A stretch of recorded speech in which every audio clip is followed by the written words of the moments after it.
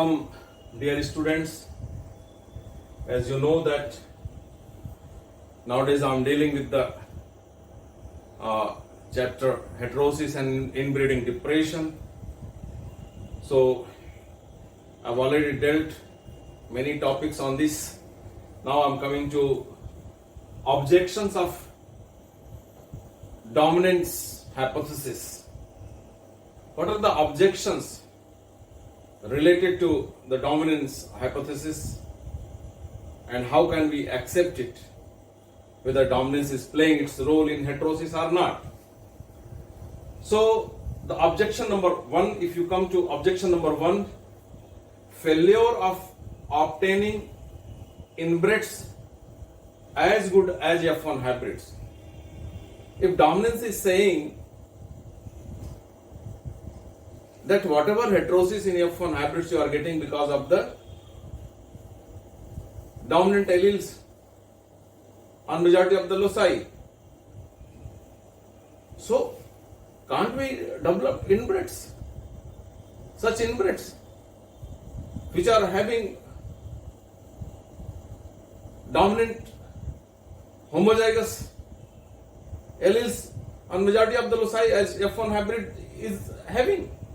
Here you see, in F1 hybrid, if you are getting capital A small a, capital B small b, capital C small c, capital D small d like that, in F1 hybrid, can't we get capital A, the inbreds by selfing, inbreeding, can't we get capital A, capital B, capital C, capital D equal to this? Why we are not getting? We are not getting it. This is the objection number one. We are not obtaining. Why? So it means there is something else beyond this dominant alleles, dominance hypothesis, because we are not getting any inbred line which is equivalent, giving the result of equivalent to F1 hybrids. This, why? This is objection number one. But this objection has been overruled immediately by many workers. You see, it was overruled by Jones in 1917. How? He rejected the objection on the ground that quantitative traits are controlled by many genes and majority of the agronomic traits are controlled by polygenes. So these genes are linked, are likely to be linked together. Consequently, it is not possible to isolate inbreds having all favorable dominant alleles due to presence of genes in different linkage blocks for different traits on different. If it is rice, you are having 12 pairs. So on 12 pairs, thousands and thousands genes are located, divided on this. So 12 linkage blocks. So can we isolate when a trait is controlled by polygenes? Can we isolate all the dominant alleles in an inbred line? It is not at all possible to isolate all thousands and thousands dominant alleles in one inbred line. So that is why we are not getting inbreds as good as hybrids. So we cannot deny on this basis. You see here also, if a variety are inbred, whenever you are going to have a hybrid, real hybrid, you have to have two homozygous parents, whether it is self-pollinated or cross-pollinated. In self-pollinated you are having homozygous lines, but in cross-pollinated crops you are not having homozygous lines. So for developing hybrids you have to develop the inbred lines first, so that you can have the homozygosity in that line. Nearly homozygous line is inbred line, which is found in cross-pollinated crops. you see, you have developed the, say for example, if it is maize, you have developed different inbred lines, which is homozygous line. So you see two diverged line you have crossed. What is white diverged? Capital A, capital A. One inbred line female, to whom which you have made female. One inbred line is having capital A, small b, small b, small c, capital D, capital E, capital E. The another which is diverged to this, the male parent which male inbred line which you have taken in maize, small a, capital B, small c, though small c is also here. Capital D is also here. Small e. Here you are having capital E. So that these two are diverged at many loci. If you see on A locus, it is diverged. On B locus, it is diverged. On C locus, it is similar. Doesn't matter. It cannot be. You cannot get inbreds, two inbreds which are 100% similar. So 100% similar means that is the same inbred. So more and more diversity, more and more heterosis is expected. So you see now because of the dominance hypothesis, you are getting heterosis here. This B, the deleterious effect of this B is suppressed by capital B from here, coming from here. The deleterious effect of A has been suppressed from here. Deleterious effect of B here suppressed by this one. Deleterious effect here E is suppressed by this one. So all the deleterious, majority of the loci, deleterious effect of the recessive alleles have been suppressed, except this one locus. So it will happen, depending upon that, how much heterosis you are getting in F1 habit. It depends on that.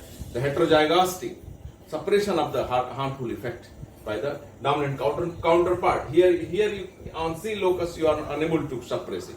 So this heterosis is having little bit lower potential as compared to other. If you are having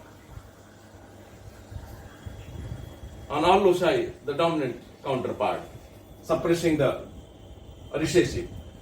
So, but can we get capital A, capital B, capital B, capital C, capital D, capital E, capital F, capital all the thousands and thousands genes dominant homozygous condition? No, not possible. It's not possible. So Jones supported again this dominance hypothesis that you cannot get such inbred lines which can perform equally to the hybrids. This is the reason to support the dominance hypothesis. Sprague 1983 also supported. Many workers later on rejected this objection and supported the dominance hypothesis. He also supported the dominance hypothesis by reviewing several experiments on maize and rice using molecular markers. So finally he also supported. Now come to, you have got the objection overruled by these two people and many more workers. Now come to the objection number 2, raised by Barabas in 1992. He opined that dominance certainly plays an important role. He is not denying that dominance is not working, but he is saying that of course dominance is working, but alone dominance can give the heterosis. He is not accepting. Apart from dominance, there are some more mechanism which is giving the heterosis. He is in that opinion. Barabas opined that dominance certainly plays an important role in heterosis, but hardly acceptable as a fundamental cause per se. He discussed his ideas on following two pleas. He has given two pleas to support that dominance is not the only cause. You know that Barabas has given his objection on his two pleas. So one by one I will be discussing. The plea number 1, what he said, dominant genes are not always associated to productivity. His actual meaning was that majority of the wild species are having more dominant genes as compared to the cultivated. But they are poor elder. They are not acceptable for cultivation.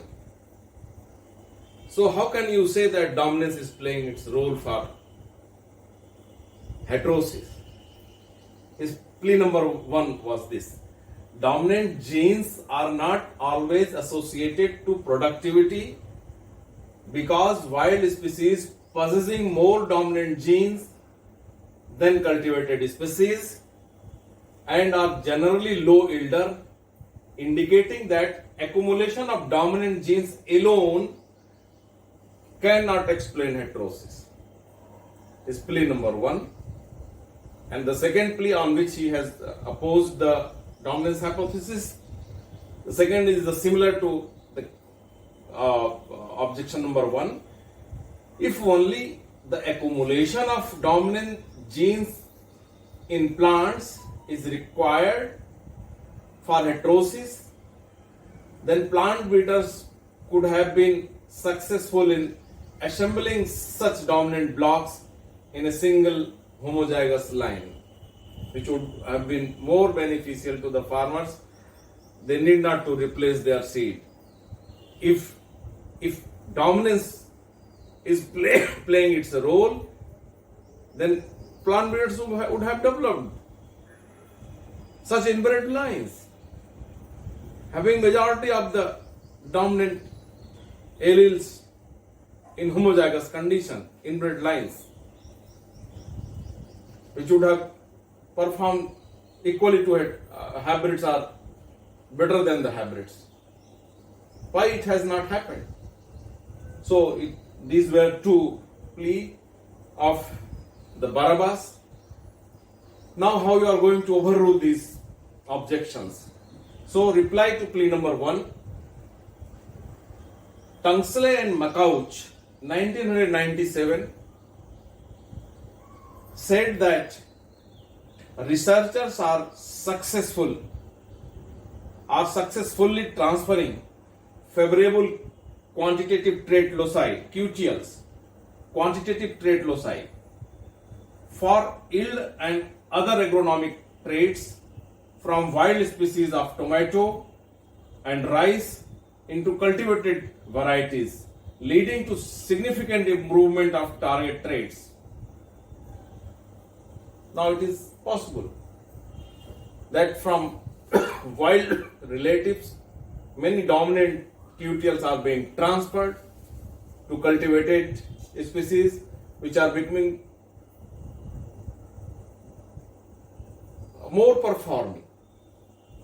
Say for example, in nowadays, many improved varieties are released by transferring QTLs from land races or local varieties which are poor yielder to the cultivated varieties. The mega, say for example, in many mega rice varieties like rice, in rice sub1 means submergence tolerant gene number 1, sub1, QTL, quantitative trait loci from land race FR13A.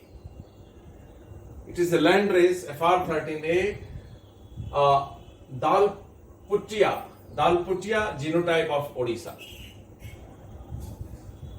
have been transferred into almost all mega rice varieties, and the first mega rice variety, improved mega rice variety Swarna, was released as Swarna sub1, and it is in the cultivation, present day cultivation.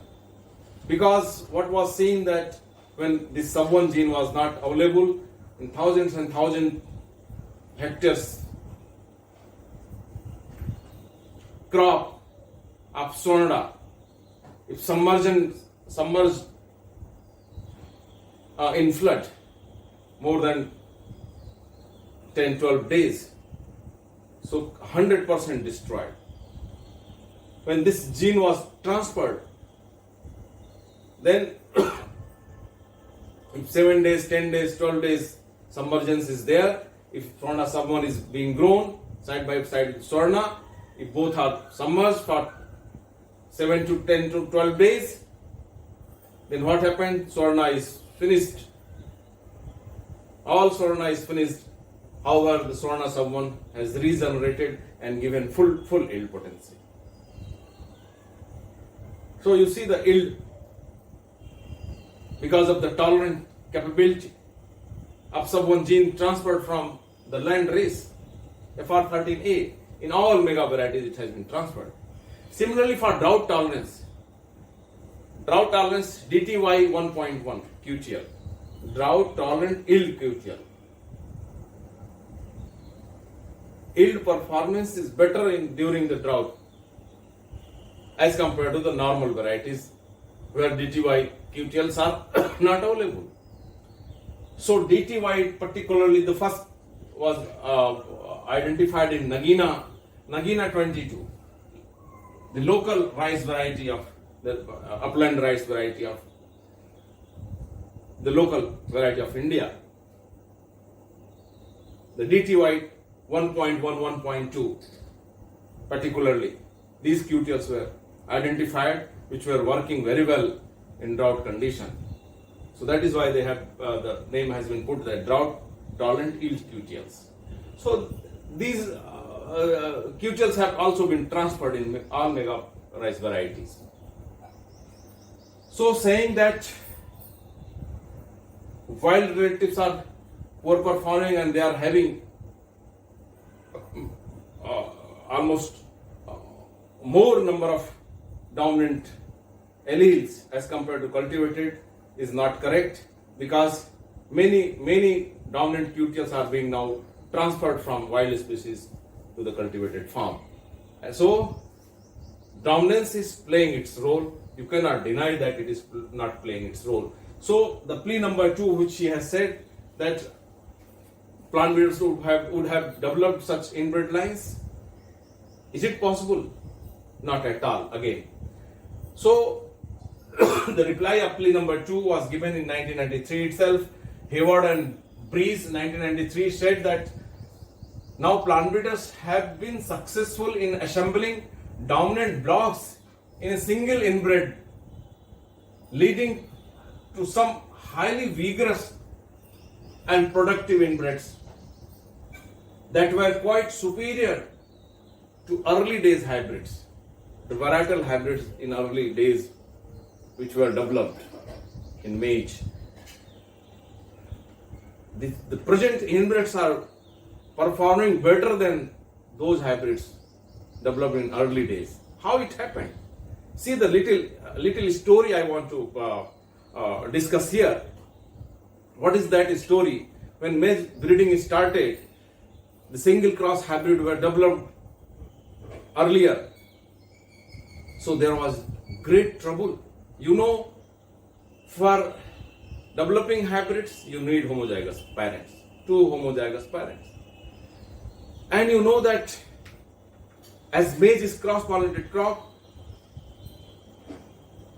the nature of maize, genetic architecture of maize is heterozygous in condition. They are happy in heterozygous condition in natural situation. But for developing hybrids, you need homozygous line. So you need developing inbred lines. How can you develop inbred lines when a lot of inbreeding depression you are getting? But for developing hybrids, you have to have inbred lines or pure lines in cell-pollinated crops. So see that in early days, many inbred lines can be developed from a single open-pollinated variety, local variety of farmers. Many inbred lines can be developed from a single, because once you are selfing or inbreeding, selfing, inbreeding proceeding for 6-7 generations, then you are attaining the homozygosity. So large number of homozygous lines you are developing in that. You test all those inbred lines, and which is better, then you go for developing the hybrids with other inbreds developed from other open pollinated varieties. Then you will be having more diversity, then you can have better hybrids. So this is the way for developing inbreds and then for developing the hybrids. So what happened in early days, you see, once you are selfing or inbreeding in mate, in selfing generation 1 itself, lot of reduction of fertility and yield you are getting. And if again you are selfing, going up to 7th generation, many lines are destroyed. They are not able to germinate even. And many inbred lines there will be in selfing generation 7 at a homozygosity level. Many lines will be there which cannot germinate. Many lines are there which can germinate but die because of these harmful recessive alleles becoming in homozygous condition. So you are selecting those where more and more number of dominant alleles are available. They are surviving. So you are taking those inbreds for developing the hybrids. Once you have developed the hybrid in early days, you have released them, the hybrids were released. So it is very good. Farmers have got benefit of that heterosis and they are getting more yield potential than the open pollinated varieties. But it was a great trouble to provide the seeds, the hybrid seed to the farmers every year because they have to change the seed. So what is happening in that situation? For providing hybrid seed, you have to produce the hybrid seed as a breeder. Then you have to provide to the farmers the hybrid seed to cultivate the crop. So can you produce? It was very problematic because in inbreds, because of the inbreeding depression, the yield potential is reduced and pollen production ability, you know that reproduction ability is reduced. Vigor, reproduction, everything is reduced. So for seed production, it was a great trouble that pollen grains from male is not coming to female properly. Pollen production is not there because of the inbreeding depression in the inbred lines. So if less number of pollen production, so less number of seed setting in female rows. So very low quantity of hybrid seed per unit area you are getting. So it was very problematic in those days. So they had shifted from single cross hybrid to double cross hybrid. Why? Then they have taken 2 single crosses, 4 parents, 2 single crosses. After testing their combining ability, they have come together and they have seen that double cross hybrids performance better. Of course, the double cross hybrids, the heterosis in double cross hybrids are lesser as compared to the single cross hybrids. But problem was that you are not able, in single cross hybrids, you are not able to produce the seed. So that is why they have switched over from single cross hybrid to double cross hybrid. And then in double cross hybrid, okay, one single cross is made as male, another single cross hybrid has been made as female for hybrid seed production. So this is called, whatever seed you are getting in female, they are all pollinated by the one male parent, male single cross hybrid, which is having good pollen production capability because of the heterosis gained in hybrids. So one single cross hybrid, one is made female, one is made male. Because of that, more pollen production is there for male hybrid to this female hybrid, and then whatever seed you are getting, this is double cross hybrids. So large number of quantity of seed you are producing. So it was okay. But in due course of time, it was seen that heterosis you are getting low in double cross hybrid, and there is problem in developing single cross hybrid, then develop the double cross hybrid and provide the seed, it was also problematic. Of course, lesser than the single cross hybrid of early days. So what I want to tell you, that because of this activity, that researchers have started developing better inbred lines. Here is, you see how they are producing the better inbred lines by accumulating more and more dominant blocks in one. And that is why they have become successful, and since then only single cross hybrids are in commercial cultivation and nowadays in maize. Why? The problem of pollen production has been removed by developing good inbred lines because of the transferring the more and more dominant blocks in one inbred line. And you have seen, because of that, the early days hybrids which were developed are poorer than the nowadays inbred lines. So because of that, farmers have plant breeders have become successful in commercializing the single cross hybrids in maize, as well as providing the good quantity of hybrid seed as per the requirement at lesser price. So, dear students, this is all about the dominance hypothesis,